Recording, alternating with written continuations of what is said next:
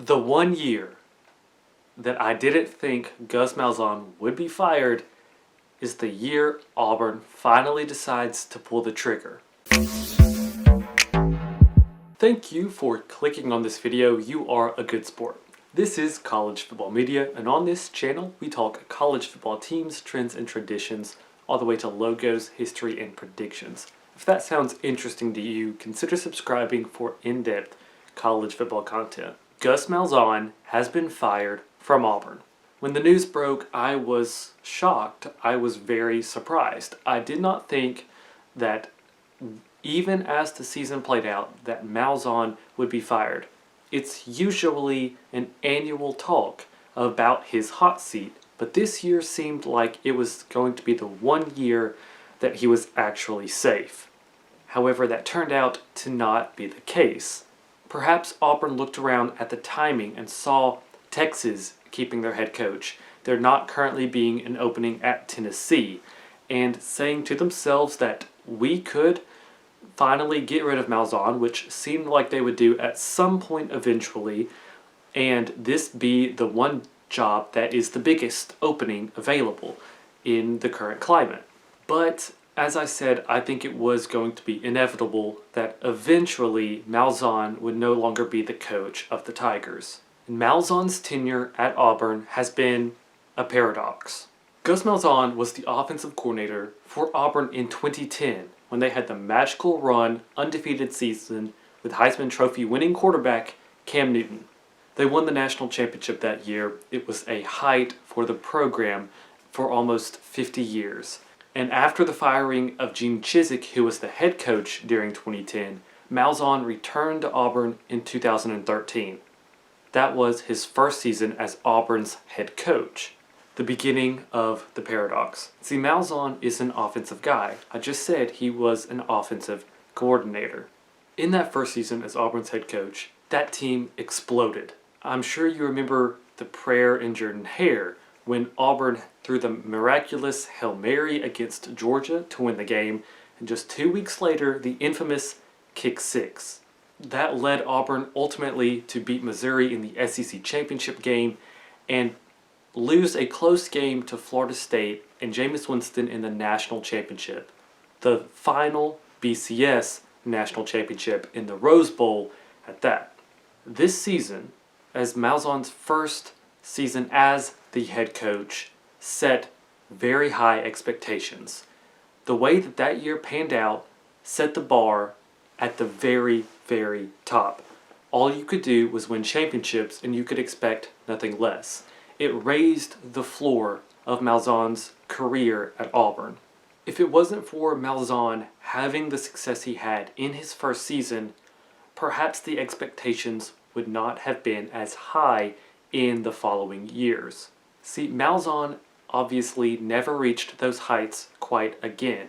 And frankly, a lot of the people, a lot of fans, a lot of people, administration inside the program wanted him gone during the 2017 season. But Malzahn beat Georgia and Kirby Smart and beat Alabama again in that 2017 season. And in between the Iron Bowl win and playing in the SEC championship game, his representation, his agent, forced Auburn to have an extension and rework their deal before the SEC championship game. So that deal was done in a week. Malzahn was extended and had a raise. Malzahn won when the pressure got hot. But after that first season, it seemed like Auburn just continued to decline. Even though Malzahn had the reputation for his offense, in the latter years of his tenure, the defense became the identity for Auburn. At one point, he had Will Muschamp as the defensive coordinator for the Tigers, and then Kevin Steele, who is currently the interim head coach.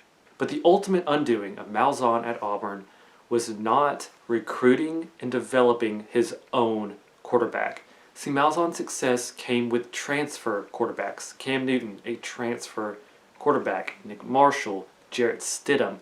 This happened over and over again. And any quarterback that was recruited by Malzahn and tried to develop by Malzahn only regressed. It's unfortunate, and it's not to say he could never do that, but it's not what happened at Auburn. The program had become stagnant. It had never reached the heights that it once did in his first season and even before he got there, such as 2010. The fans were tired of it, similar in a sense to Georgia fans being tired of Mark Richt. The players have showed an outpouring of support for Gus Malzahn as a coach and his family as a whole. He will land on his feet. He will do really, really well. But the time at Auburn had run its course. Fans were tired of it. And another part of this paradox that is very strange, that you might miss if you're not very in tune to and close to the program, is that Auburn fans did not like Malzahn. They were, like I said, tired of him. And Alabama fans did not like Malzahn either. Both fan bases wanted Malzahn to be fired. Alabama fans wanted him to be fired because he had won against Alabama. He had beat Alabama 3 times, all in Jordan-Hare. But Auburn fans wanted him gone because that's all he really ever did, and had a losing record to his rivals on the road, and, like I said, never developed his own quarterback. So perhaps the expectations that only Malzahn set and could have set was ultimately his undoing. If it wasn't for that first year in 2013, say the kick six doesn't happen, if Alabama wins that game, Malzahn's perception at Auburn could have been completely different. If he had not set the standard to go to a championship like he did that first year and win championships, perhaps the entire story would be looked at differently in retrospect. His own success that might have come too quickly was his undoing. It's a paradox. His own success was his failure. It's really strange. His own fans and the fan bases of his rivals did not like him. It was a ticking time bomb. It is really strange. It is a very unique program and a very unique situation. Pound for pound, it's the hardest job in America because you have to marry expectations to results. Of course, it's more difficult to win at a place like Vanderbilt, but they don't expect championship play. Auburn expects championship play, and yet they have to play Georgia, Alabama, LSU, and Texas A&M every single year. That is a third of your schedule. And for that third of your schedule, unless you are number one in recruiting, you will have a roster disadvantage for a third of that schedule. So Malzahn created his own paradox. I can't really think of any better way to term it. Who is going to do better than Gus Malzahn did? Who will be able to outlast 8 years at Auburn while your arch rival has Nick Saban at the helm? If anybody else was in Malzahn's position the last 8 years, I don't quite think they would have had the same success. I think they would have done worse than Malzahn did. So over time, in retrospect, perhaps his record will be looked at as much better than it is right now. The man went 68-35 overall. That's just about double his wins versus his losses. And yet, if you look at the fan base of Auburn, you would have thought he was 500 or less. Auburn is a difficult job. They expect high things, and rightfully so. They should. And they're looking for a coach that can raise the expectations once again. But I think a lot of credit has to go to Gus Malzahn, even if ultimately he was the biggest thing in his own way.